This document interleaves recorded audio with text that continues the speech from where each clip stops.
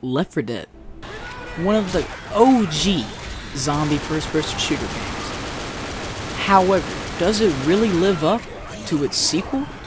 That's honestly just objectively better? No, it doesn't. But still gonna go over this game because this is one of my favorites from my childhood that I used to play on the Xbox 360.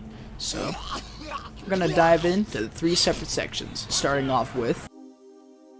Now, the campaign for this game, I decided to choose my personal favorite from this one, which is Dead Air, so that way I could explain how everything works.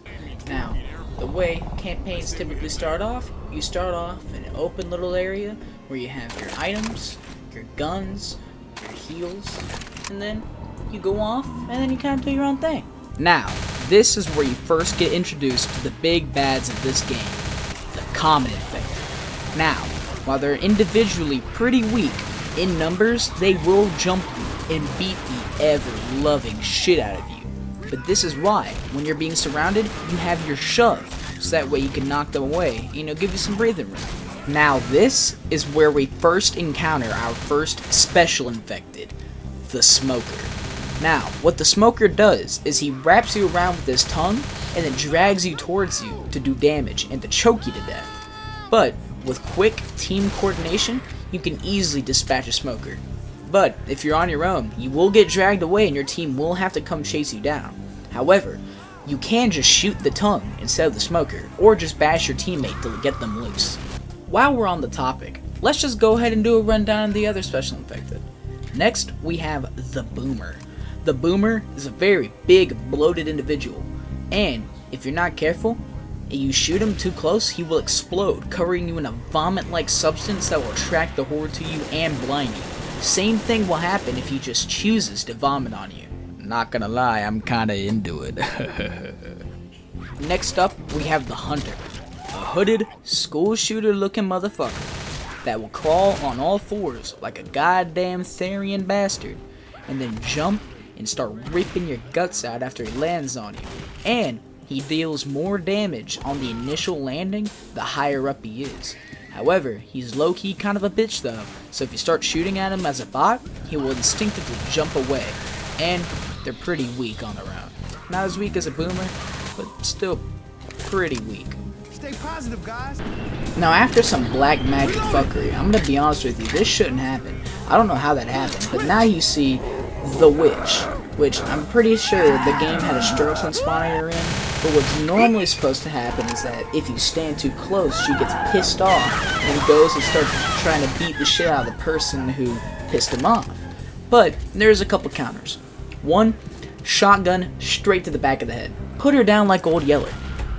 And two, walking into the safe room after aggroing her, for some reason just confuses her and makes her run away, screaming like a little baby girl. All in all, she's pretty avoidable. Now, I can't really talk about this last guy without also talking about the finale structure of this game. The way a campaign ends is you have to typically either call in or fuel a vehicle to escape. Well, once you do that, a horde comes. And then after you take out that horde, big man himself, Dwayne "The Rock" Johnson mixed with John Cena and pure testosterone, the Tank. The Tank doesn't want to deal with none of your bullshit. He wants to come beat ass and take names. That's his plan of action. And he's kind of a baby. Let's be honest, he's very easy to take down with a full team. Now, on your own, he might seem kind of invincible. If you don't have any fire, he might also seem kind of invincible. He can wipe out an entire team with one hit if he hits a car or something, because he can fling physics objects. Beyond that, he's pretty much just the big boss. Well, what happens after the survivors fuel up their vehicle? Well, just watch this glorious scene happen.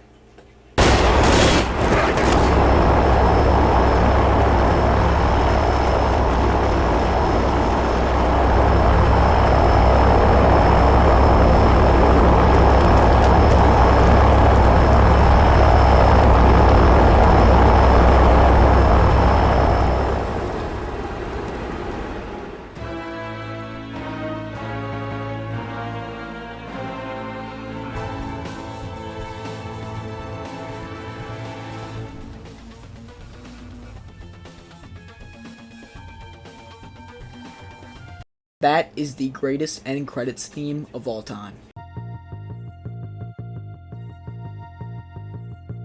Survival, it's a very simple concept. If you've ever played Call of Duty Zombies, you should know, hold out for as long as you can. You get to select from a certain few maps from the game, and one specific one that doesn't have a campaign called The Last Stand. And this is what this whole update was about. After a little while, however, it does become unplayable chaos, which you will die pretty quickly.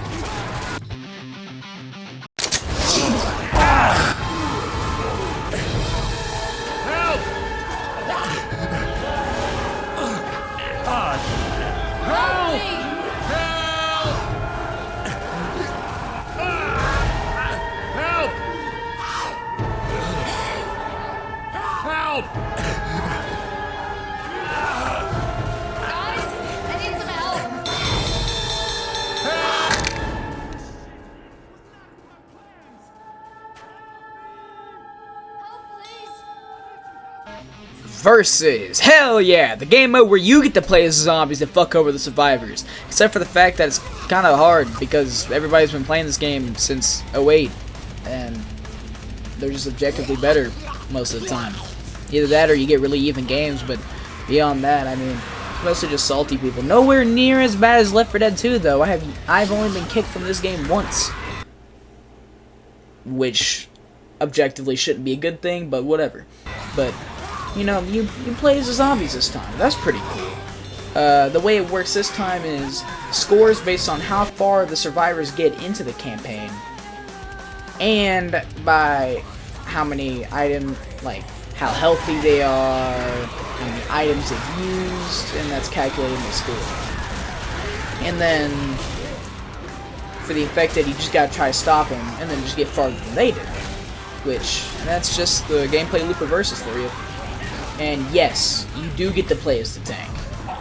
Not the witch, though. Before I forget, I should probably mention that when playing as a tank, so that way you can't just camp, you do have to go attack survivors, or else you will lose control to a bot because he gets so unbelievably angry, he shoots your consciousness out of his body and then becomes an AI. Well, now you know how Left 4 Dead plays, and how it functions, how it works. You know, the little intricacies about this game. The original plan for this video was to kind of explain why Left 4 Dead 1 isn't really worth playing in 2025. But it kind of just devolved to me explaining the game. So I think I'm just going to leave it as an explanation of how Left 4 Dead works. And then I might do a follow-up on why Left 4 Dead 2 is just objectively better. Even though I do love Left 4 Dead 1 to my heart, to the moon and back. But I will admit, Little Brother is so much better. It's like playing Halo 3 compared to Halo 1. I mean, one's just objectively better because it's more fun to play. The sandbox is more fleshed out. Like Left 4 Dead 2's got melee weapons, new zombies. It's got honestly more well-designed maps. I mean, beyond that though, Left 4 Dead 1, is it still worth playing in 2025? Probably not, solely because of one reason. Left 4 Dead 2 has an entire game mode called Left 4 Dead 1 Versus, Left 4 Dead 1 Campaign, Left 4 Dead 1 Survival, which just takes away all the new stuff added in Left 4 Dead 2. So, I guess now we got where this video was supposed to go, so, good morning, good afternoon, and good night, or something, I don't know.